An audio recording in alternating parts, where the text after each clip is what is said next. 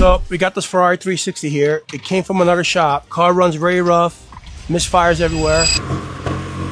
And they couldn't figure out what was going on with it, and they finally brought it to us yesterday. I think there's a timing issue, but it's how it's broken right here.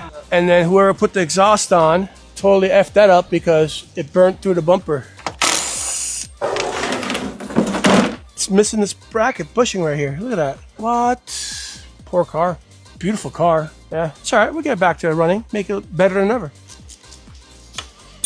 This is the water pump and the alternator belt that's coming off right now.